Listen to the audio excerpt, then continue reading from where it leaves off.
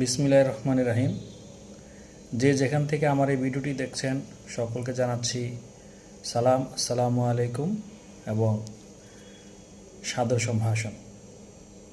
আজকে একটা জুলুমের বিষয়ে কথা বলবো আপনাদের সাথে, যেটা হয়তো আমার সাথে হয় বা আমাদের সকলের সাথেই হয়। মহান সৃষ্টিকর্তা আল্লাহ রাব্বুল আলামিনের পরে আমরা যখন শারীরিকভাবে কোনো অসুস্থতার পড়ি বা কোনো সমস্যার মধ্যে পড়ি, তাইলে আল্লাহর পরে আমরা ভরসা করি ডাক্তারদের উপর, চিকিৎসকদের উপর, এবং আল্লাহর উপর ভরসা রেখে ওনাদের কাছে আস্থাশীল হয়ে আমরা চিকিৎসার জন্য শরণাপন্ন হই এবং ওনারাও ওনাদের সাধ্যমতো আমাদের সহায়তা করেন যাতে আমরা দ্রুত সুস্থ হতে পারি। কিন্তু কোনো কোনো ক্ষেত্রে দেখা যায় ওনারা আমাদের সাথে জুলুম করেন।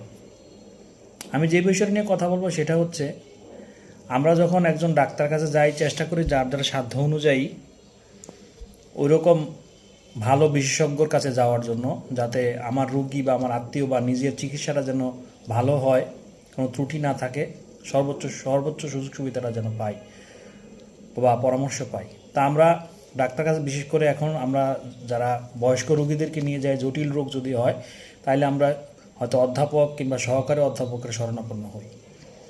তো আমি ইতিমধ্যে আমার আত্মীয় স্বজন এবং আমার নিকটজনকে নিয়ে কয়েকজন ডাক্তারের কাছে গিয়েছি, যেখানে আমার যেই অভিজ্ঞতাটা হলো সেটা আমি শেয়ার করব। ডাক্তারের কাছে চেম্বারে যাওয়ার পর ওনারা 2 থেকে 3 মিনিট কথাবার্তা শোনেন, শোনার পরপরই 4টা 5টা বা কোনো কোনো ক্ষেত্রে 6-7টা রিপোর্ট টেস্ট লিখে দেন। এই টেস্টগুলো নিয়ে আসেন, তারপরে আপনারা আগামীকাল বা কয়েকদিন পর দেখা করেন।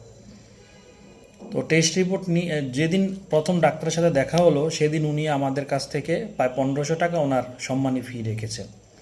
তো স্বাভাবিক, উনি যেহেতু একজন বিশেষজ্ঞ ডাক্তার এবং অধ্যাপক, ওনার ফি তো বেশি হবে, এটাই তো স্বাভাবিক। সমস্যাটা হলো, উনি কিন্তু আজকে যখন ওনার সাথে আমরা আমাদের অসুস্থতার সমস্যাগুলো ওনাকে বললাম, উনি কিন্তু কোনো ওষুধ দেন নাই, উনি তো চিকিৎসা দেন নাই, আমাকে শেষ করেন না ওনার চিকিৎসা।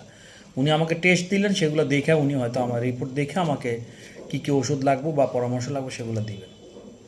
তো টেস্ট করাইতে গেলে কিন্তু যখন আপনি যদি সন্ধ্যায় ডাক্তার দেখান, বিশেষ করে বা সকালেও দেখান, অনেকগুলো কিছু টেস্ট আছে যেগুলো সাথে সাথে রিপোর্ট 2-3 ঘন্টার মধ্যে পাওয়া যায় না, অথবা এই টেস্ট রিপোর্ট ওই দিনই নেওয়ার জন্য 2-3 ঘন্টা অপেক্ষা করাটা অনেক সমস্যা হয়ে দাঁড়ায়, সম্ভব হয় না।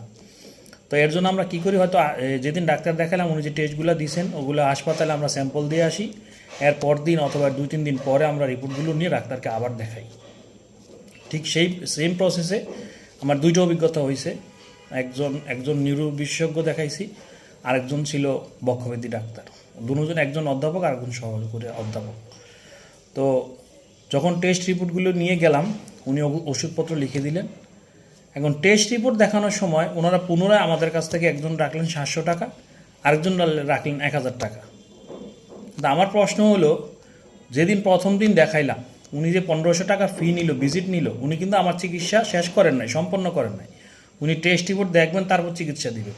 তাহলে উনি আমার প্রথম ভিজিট নেওয়ার পরে একদিন পরে বা 5-6 দিন পরে রিপোর্ট দেখার পরে যখন আমার ওষুধপত্র লিখে দিলেন, তখন ওনাকে পুনরায় আমার কেন আবার 700 টাকা এবং 1000 টাকা, আমি একজনকে দিয়েছি 700 টাকা, আরেকজনকে 1000 টাকা পুনরায় দিতে হয়েছে। তো ওনাদেরকে জিজ্ঞাসা করলাম, এই টাকাটা কেন? আমার চিকিৎসা তো ওই দিন উনি শেষ করেন, আমি তো ফি দিছি, এখন উনি রিপোর্ট দেখে ওনার চিকিৎসাপত্র দিবেন আমাকে, আমি তো টাকা সম্মানই দিয়েছি, বলতেছে না এটাই এখানে নিয়ম। এখন আমি ওইখানে একটা বড় হাসপাতালে প্রতিবাদ করলে নিশ্চয়ই এটার তেমন কিছু হয়তো হবে না, সেজন্য আমি আর কথা বাড়াইনি, বা এর পিছনে যৌক্তিক কোনো কারণও থাকতে পারে, ব্যাখ্যা থাকতে পারে। তো আপনাদের কাছে উপস্থাপন করলাম যে এই যে এক্সট্রা টাকাটা নিতেছে, এটা কেন নেয়, এর কোনো যৌক্তিক যদি কোনো ব্যাখ্যা থাকে তাহলে আমাকে জানাবেন বা মতামত দেওয়ার জন্য অনুরোধ করতেছি। অনেক ডাক্তারদের উচিলেই তো আমরা আল্লাহর পরে আমরা সুস্থতার জন্য ডাক্তাররাই আমাদের জন্য সবচেয়ে বেশি সহযোগিতা করেন এবং দায়িত্ব নিয়ে ওনারা কাজ করেন, এবং বেশিরভাগ ডাক্তাররাই হয় ভালো, অবশ্যই ভালো। তাদের জন্যই তো আমরা এখনও আমাদের চিকিৎসা ব্যবস্থা এত অপ্রতুলতা থাকা সত্ত্বেও আমরা আল্লাহর রহমতে মোটামুটি তবুও স্টেবল আছে আমাদের দেশের মানুষজন। তো এই যে টাকাটা রিপোর্ট দেখানোর জন্য উনি কেন টাকা নেবেন, এটার যৌক্তিক যদি কোনো ব্যাখ্যা থাকে কারো কাছে, বা যারা এই ডিপার্টমেন্টে জব করেন বা যারা অভিজ্ঞ, তারা একটু জানাবেন। সকলকে ধন্যবাদ। আসসালামু আলাইকুম।